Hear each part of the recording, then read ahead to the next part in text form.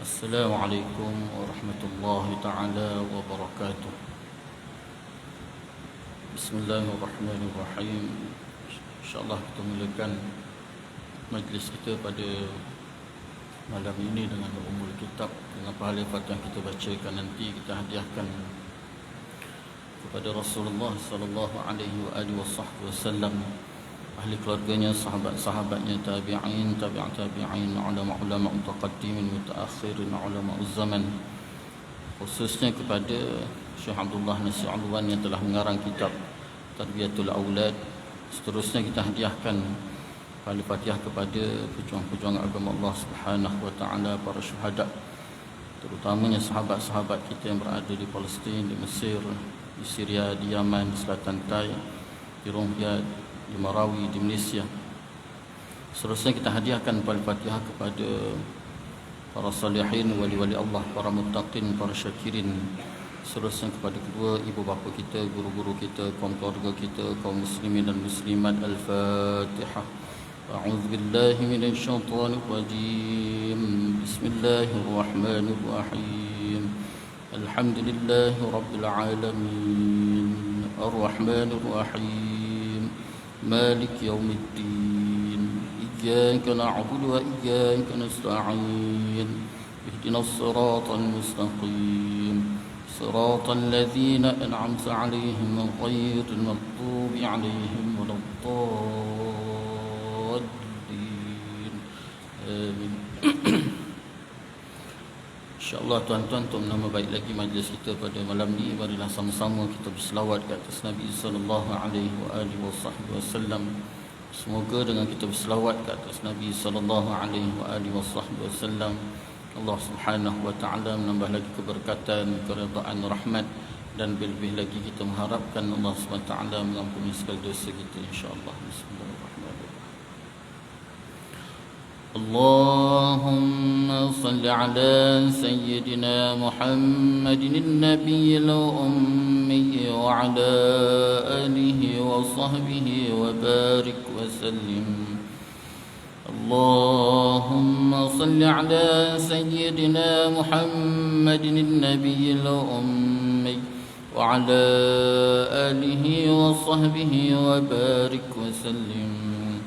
اللهم صل على سيدنا محمد النبي الأمي وعلى آله وصحبه وبارك وسلم.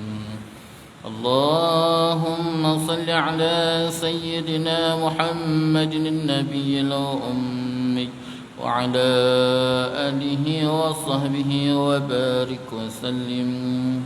اللهم صل على سيدنا محمد النبي الأمي وعلى آله وصحبه وبارك وسلم.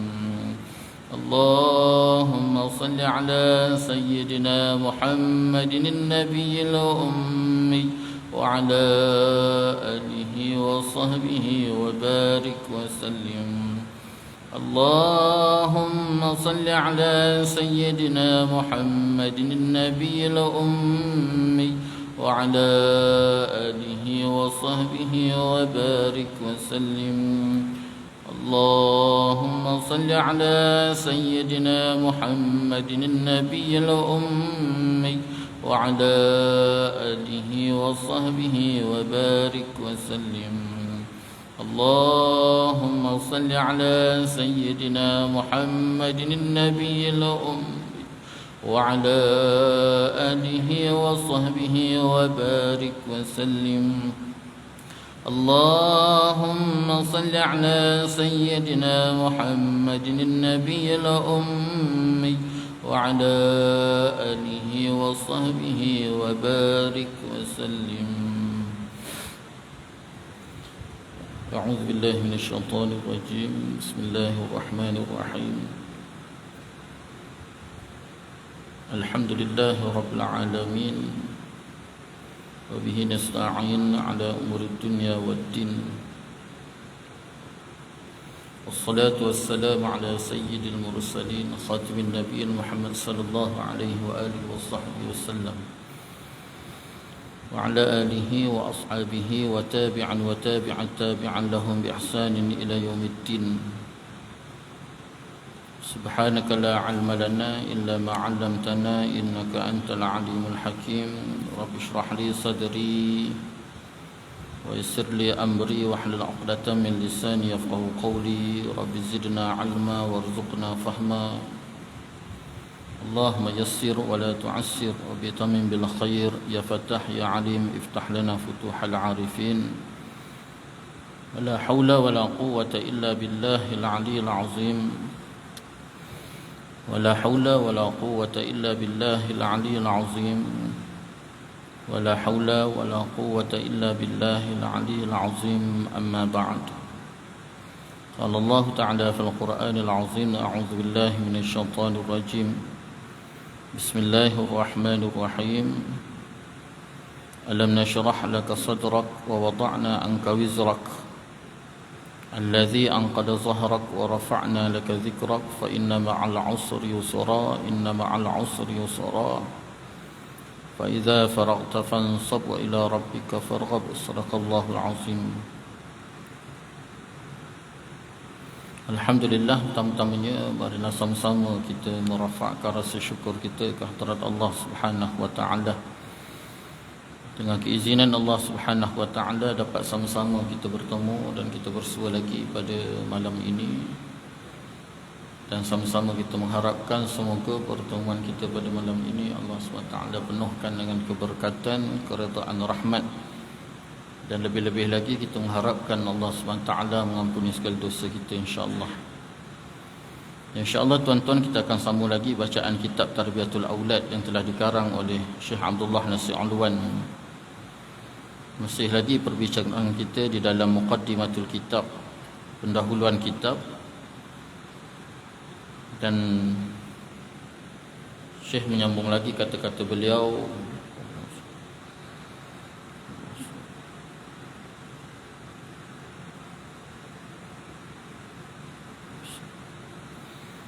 Qala al-musannif rahimahullahu ta'ala wa nafa'ana wa iyyakum ajma'in. Semua generasi Islam di sepanjang kurun lampau telah mencedok keutamaan mereka, berterang dengan cahaya kemuliaan mereka, mendidik dengan petunjuk mereka, dan membina kemuliaan secara mereka. Sehinggalah datang suatu zaman di mana hukum-hukum Islam terpisah daripada masyarakat Islam dan nilai-nilai khilafah Islamiah musnah dari atas muka bumi.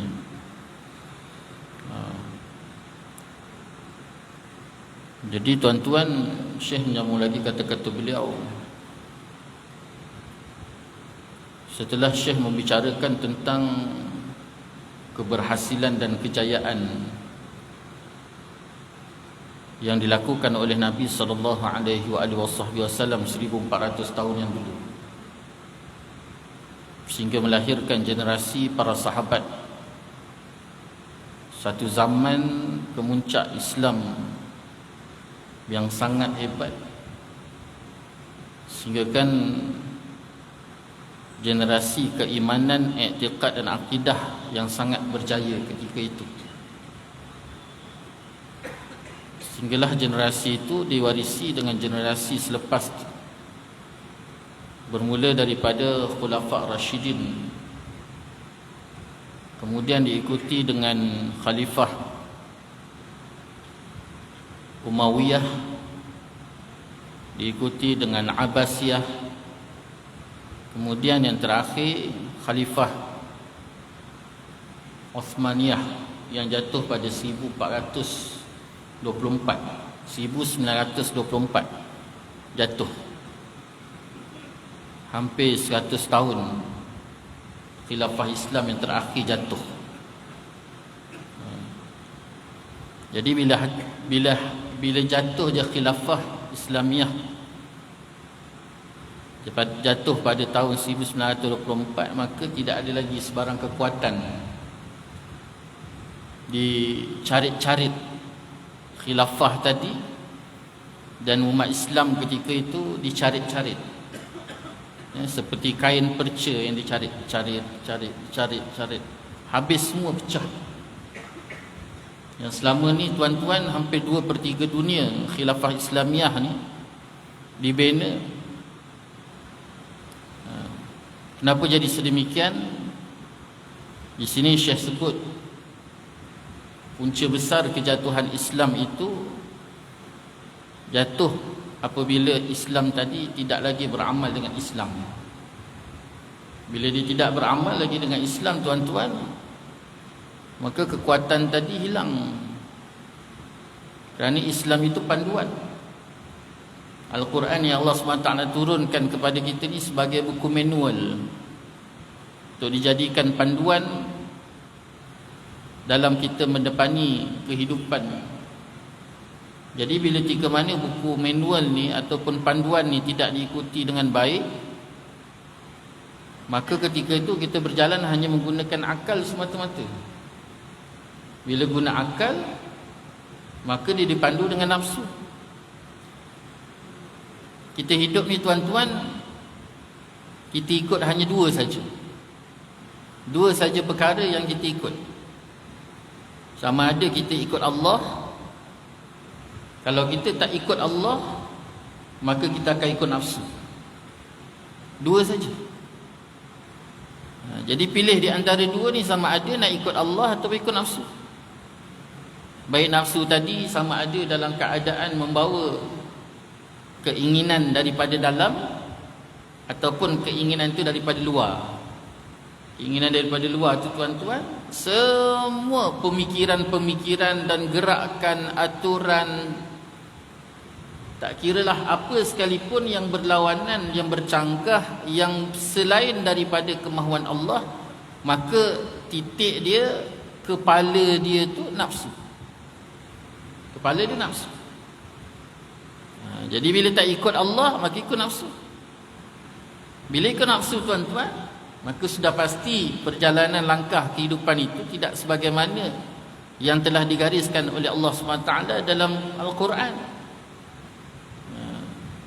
Jadi bila tak ikut Al-Quran tadi, maka akhirnya tidak adalah panduan dan akhirnya lemah. Bila lemah, jatuh, hancur.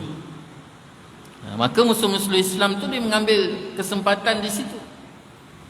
Bila dia ambil kesempatan di atas kelemahan yang berlaku, tu akhirnya khilafah Islamiah jatuh pada 1924 dan dicarit-caritkan seperti kain perca, dipecah-pecahkan. Kita jangan bicarakan kerajaan Osmaniyah yang berada di timur tengah sana. Bahkan kerajaan Osmaniyah yang berada di Asia ni, di tanah Melayu yang satu ketika dulu tuan-tuan, jarak tanah kita tu sangat besar. Bukan hanya bermain di Semenanjung saja. Bermula daripada atas, atas kita yang paling tinggi tanah Melayu ni tuan-tuan, sampai Kemboja, Vietnam, sebelah sana sikit Filipin, Laos. Dia berakhir di Laos. Kemudian turun pula ke bawah, pergi ke Aceh, Aceh turun Sumatera, sampailah ke Pulau Jawa, Pulau Jawa pergi sampai ke tuan-tuan hujung Hawaii.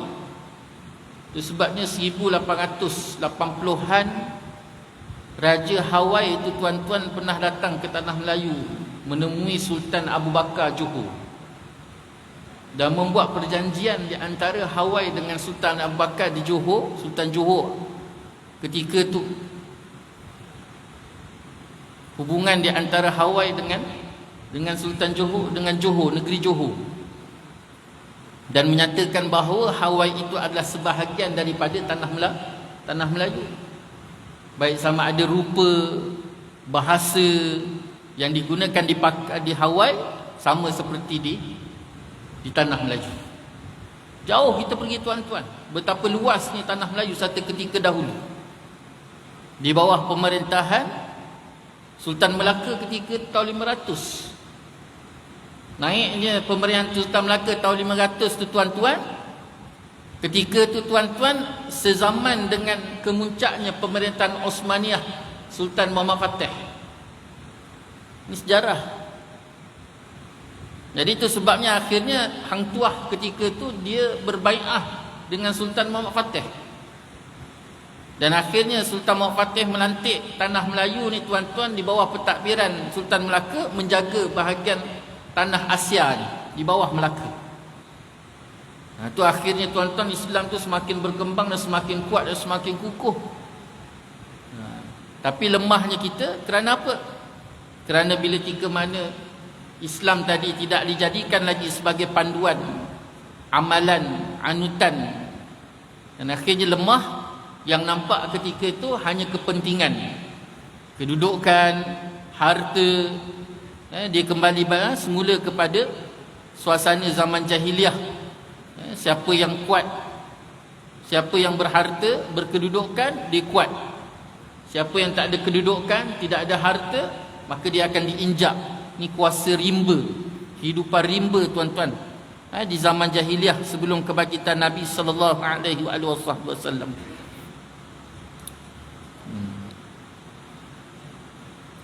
Maka terdedahlah jalan bagi musuh-musuh Islam untuk mencapai cita-cita mereka yang jahat dan angan-angan mereka yang terpendam lama, iaitu hendak menukarkan alam Islam menjadi umat-umat yang mundur dan negara-negara yang bercerakau antara satu sama lain. Mereka dipecah belahkan oleh hawa nafsu, dipengaruhi oleh ketamakan dan diperbeza-bezakan oleh ideologi-ideologi. Ini sejarah ni tuan-tuan. Sebabnya bila Portugis masuk Melaka tuan-tuan, dia serang Melaka.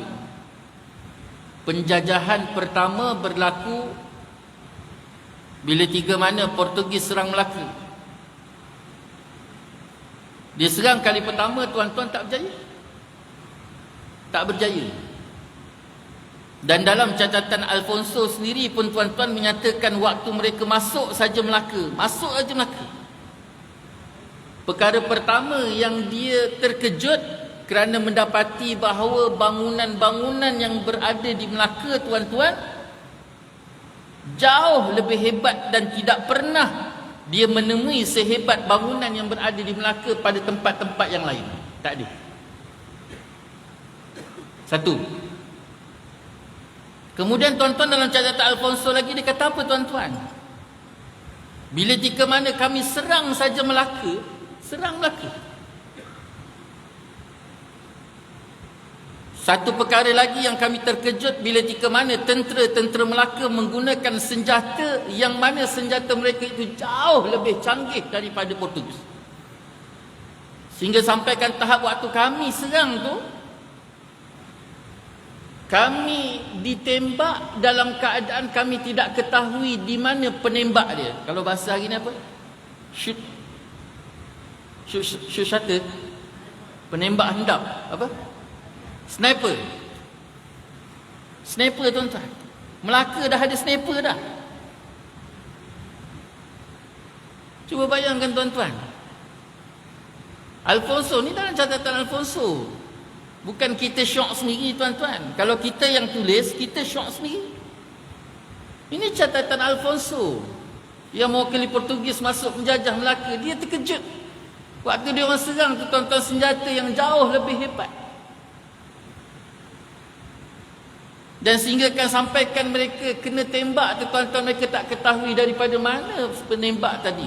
Maknanya waktu zaman Melaka tu saja, canggih tak canggih Melaka ni tuan-tuan, sehingga sampaikan dah ada sniper. Ada sniper.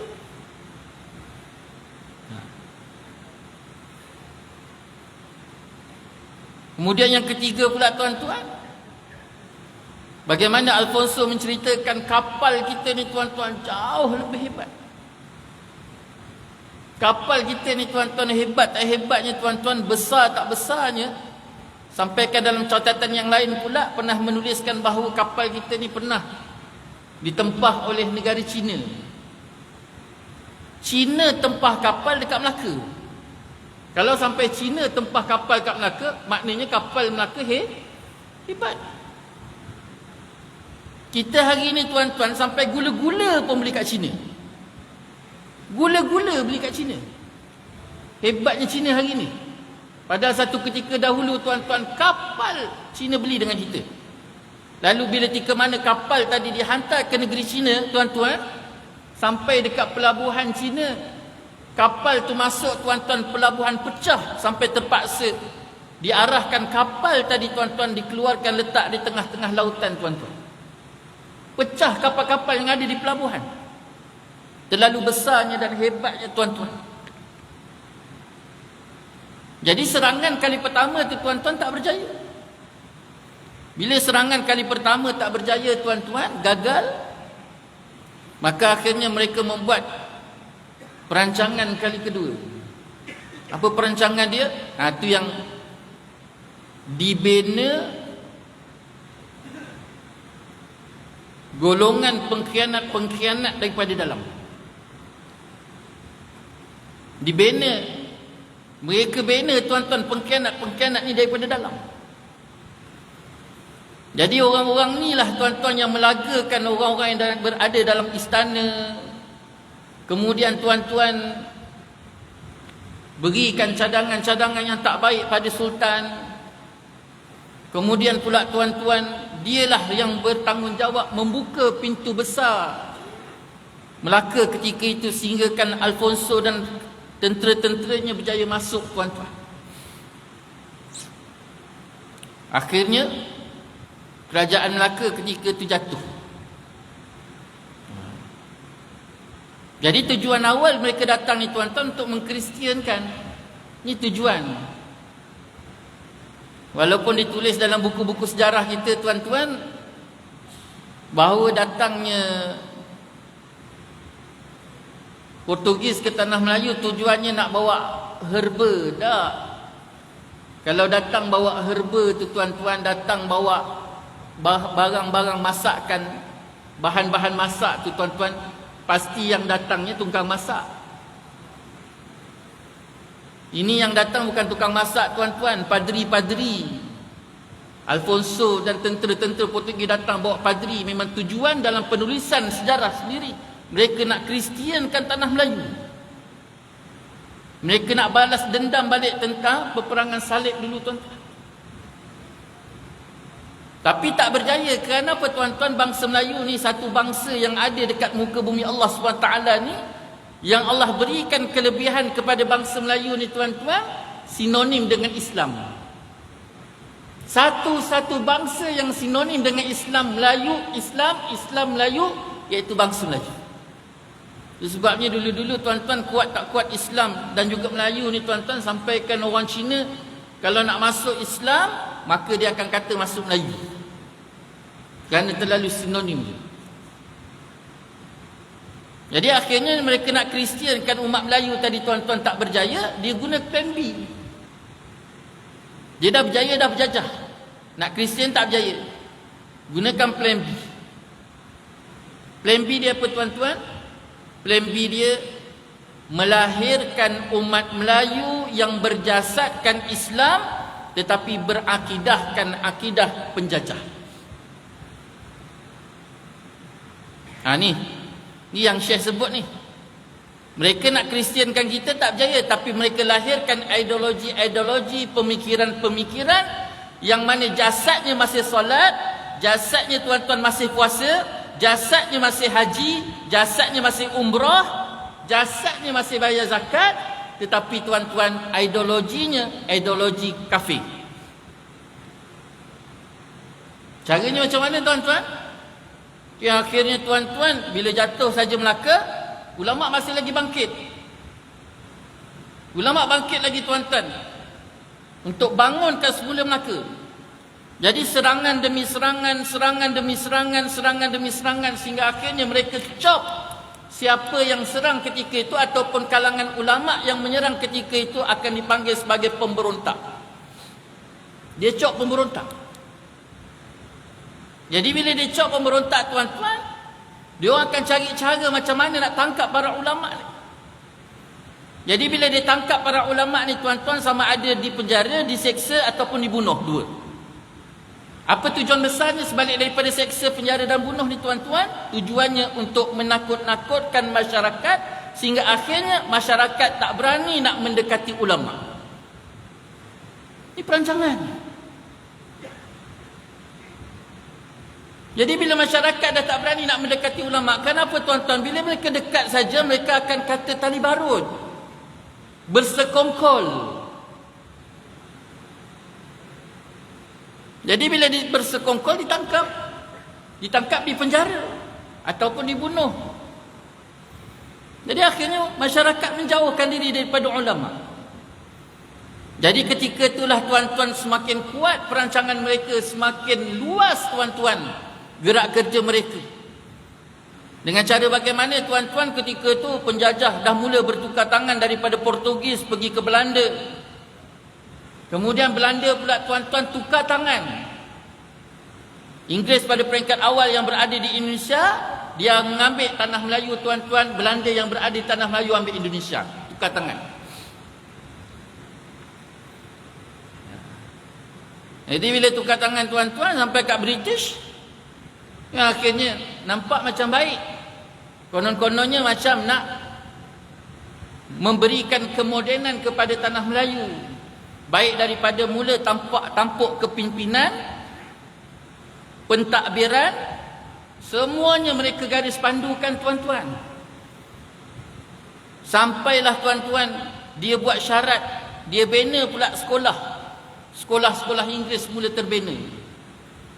Bila sekolah-sekolah Inggeris terbina pula tuan-tuan, ketika tu dia kuat kuasa, siapa yang nak kerja kerajaan kena ada sekolah Inggeris.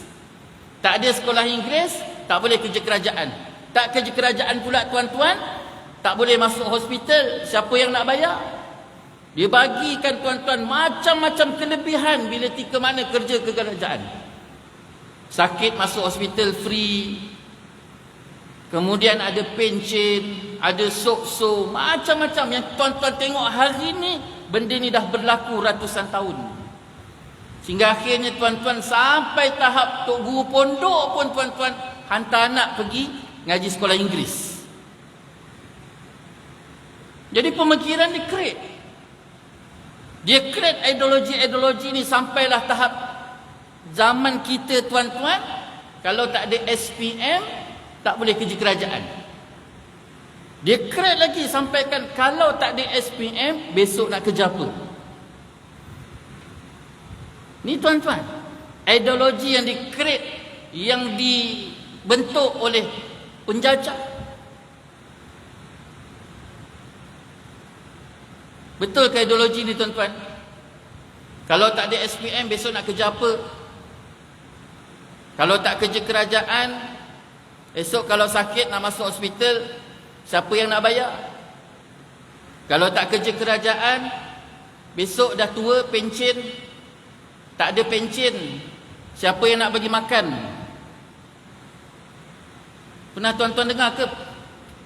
Pernah dengar? Pernah dengar ke pemikiran-pemikiran ni? Saya tanya tuan-tuan, pemikiran-pemikiran ni ada masalah tak? Ada masalah tak? Ada masalah ke? Tuan-tuan, ini syirik ni. Ini syirik tuan-tuan. Ini panggil syirik khafi. Syirik yang tak nampak, yang tak jelas. Sedangkan dalam Islam tuan-tuan mengajar kita siapa yang bagi makan? Siapa yang bagi makan kita tuan-tuan? Siapa bagi makan kita? Siapa yang mencukupkan keperluan kita? Siapa yang jaga kita? Siapa yang jadikan kita? Itu sebabnya secara jelas tuan-tuan, kita tak payah jauh. Bahkan semua kalangan kita tuan-tuan pernah baca kitab hadis 40 tu. Semua orang tahu. Dalam kitab hadis 40 tu tuan-tuan ada satu hadis Nabi SAW. Nabi sebut, Nabi kata apa tuan-tuan?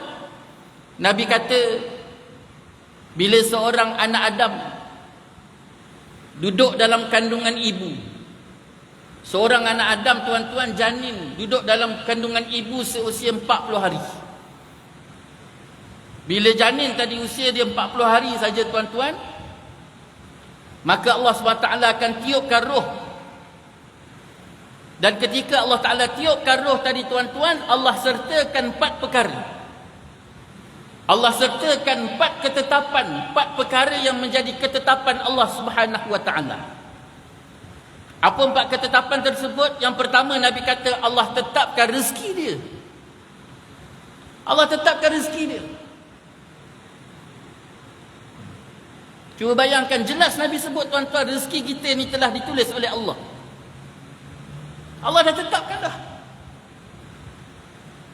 Itu sebabnya tuan-tuan, secara jelas Allah ajar kita. Allah suruh kita guna akal.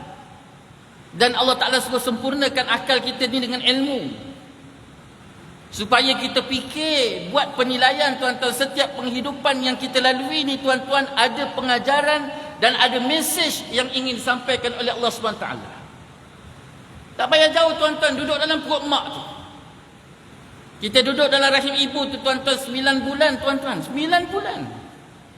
Kita makan apa? Kita makan apa tuan-tuan? Tak pernah lagi anak duduk dalam kandungan mati kelaparan, tak. Kat situ saja sudah cukup Allah gambarkan yang memberi makan itu adalah Allah.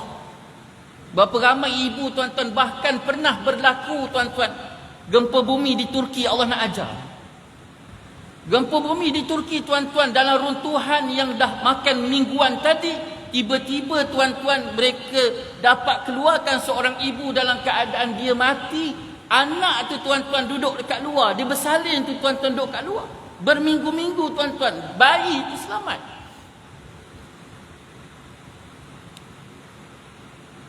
Ni akidah. Ni akidah tuan-tuan. Bukan SPM yang bagi makan kita. Habis tak perlulah ambil SPM. Nak ambil boleh, tapi bukan itu yang menjadikan pegangan. Oh, kalau tak ada SPM, besok nak kerja apa? Jangan kata SPM. Yang graduate degree tu pun tuan-tuan hari ni tak kurang 300,000 dalam keadaan duduk makan anggur. Duduk makan anggur. Kalau dah graduate degree universiti tu pun tuan-tuan 300,000 tak kurang makan anggur. Apa maksud makan anggur? Menganggur. Apa tak lagi SPM? Allah suruh kita pergi belajar. Allah suruh belajar. Jadi bila kata pergi belajar tu tuan-tuan, belajar tu untuk redha Allah. Besok kerja tu pula macam mana? Ni tuan-tuan, Nabi kata yang pertama Allah tetapkan rezeki dia, dan yang kedua tuan-tuan, dalam usia 40 hari itu Allah tetapkan perkara yang kedua, amal dia. Apa maksud amal? Kerja. Kerja dia, besok dia kerja apa? Wajib tak cari kerja? Wajib cari kerja. Tapi hasil nak dapat kerja apa tuan-tuan, Allah dah tetapkan dah. Keluar pergi bekerja, wajib tak? Wajib. Tapi besok yang menentukan rezeki dia banyak ke sikit ke, itu semua urusan Allah. Kalau nak kira kerja tu tuan-tuan yang menjadi penentu kepada rezeki tuan-tuan, sudah pasti yang paling kaya sekali tuan-tuan adalah tu, wak-wak yang buat bangunan, naik bangunan tinggi-tinggi tu. Orang itulah yang patut paling kaya sekali, sebab dia kerja paling teruk. Tapi dia tak kaya. Yang gaya ni Syukri, duk goyang kaki. Sebab nak kata rezeki itu tuan-tuan, bukan sebab kerja. Kerja tu hanya sekadar usaha, tapi rezeki itu Allah Ta'ala tentu. Itu juga kerja. Yang ketiga tuan-tuan, Allah tentukan apa? Yang ketiga Allah Ta'ala tentukan lagi jodoh. Besok kahwin dengan siapa, isterinya berapa, semua tu tuan-tuan dalam ketentuan Allah. Dan yang keempat, ajal, mati. 4 perkara. Ulama sebut dalam pembahasan, Ustaz Mustafa Abdul Rahman tu, dia kata apa tuan-tuan? Adakah 4 perkara itu sahaja ketentuan Allah? Tak. Bukan 4 perkara itu sahaja ketentuan Allah, ketetapan Allah, tidak. Tetapi 4 perkara disebut oleh Nabi SAW, kerana 4 perkara inilah yang senantiasa dimainkan oleh masyarakat sehingga timbul keraguan, kesangsian dan kerisauan dalam diri. Besok nak makan apa? Besok nak kerja apa? Besok nak kahwin dengan siapa? Bila pula nak mati?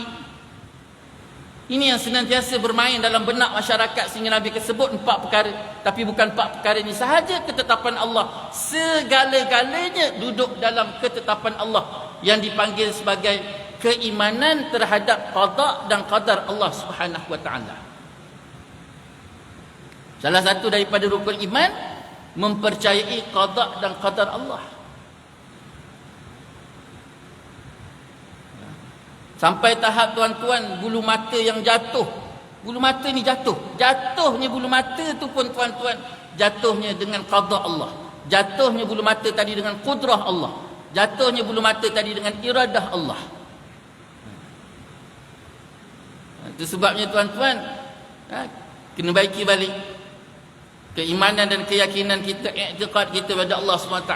Kena keluar balik ke kepompong, daripada kepompong ideologi-ideologi yang selama ni tuan-tuan dibentuk dan ditinggalkan oleh penjajah.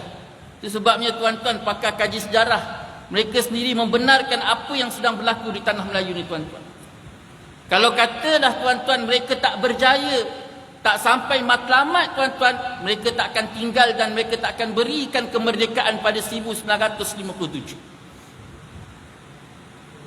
Mereka tinggalkan tanah Melayu 1957, konon-kononnya berikan kemerdekaan tuan-tuan, dah siap sempurna, segala apa yang mereka inginkan dan cita-citakan telah berjaya. Dia tinggalkan pemimpin-pemimpin ala dia, dia tinggalkan pentadbiran-pentadbiran ala dia, dia tinggalkan mereka-mereka yang nak melaksanakan segala pentadbiran tu, semua tuan-tuan pemikiran, dan sehingga sampai tahap masyarakat pun berfikir cara dia. Itu sebabnya tuan-tuan, plan A untuk mengkristiankan umat Melayu tak berjaya, lalu akhirnya mereka gunakan plan B, iaitu jasad masih lagi jasad Melayu, jasad masih lagi jasad Islam, tetapi ideologi, i'tiqad kafir ataupun penjajah. Ini Syekh sebut. Itu sebabnya tuan-tuan, kekuatan tu takkan lahir kecuali kembali semula kepada Islam. Azan. Tuan-tuan hadirin hadirat, muslimin muslimat yang dirahmati oleh Allah Subhanahu wa taala. Syekh menyambung lagi kata-kata beliau. Mana tadi?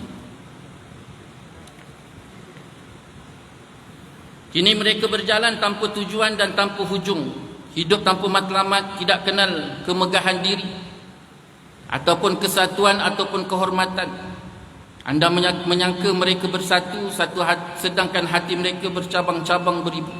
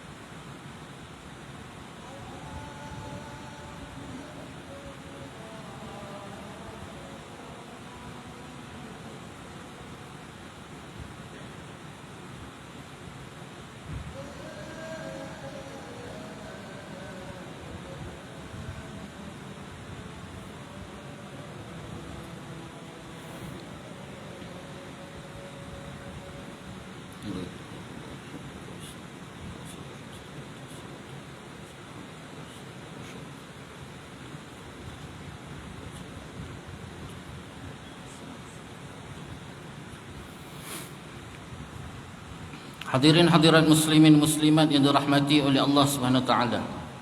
Syekh menyambung lagi kata-kata beliau, lalu mereka pun membuntuti di belakang tarikan hawa nafsu dan kemewahan itu dan tersungkur ke dalam lembah serba boleh dan serba halal. Jadi bila masuk je ideologi tadi tuan-tuan, Islam tadi dah dibelakangkan, yang didahulukan di depannya ideologi, pemikiran-pemikiran tadi yang dimasukkan oleh penjajah-penjajah tadi. Jadi itu sebabnya walaupun jasadnya itu jasad Melayu, jasadnya jasad Islam, tetapi pemikiran ideologi orang kafir. Salah satu contohnya tuan-tuan, belajar.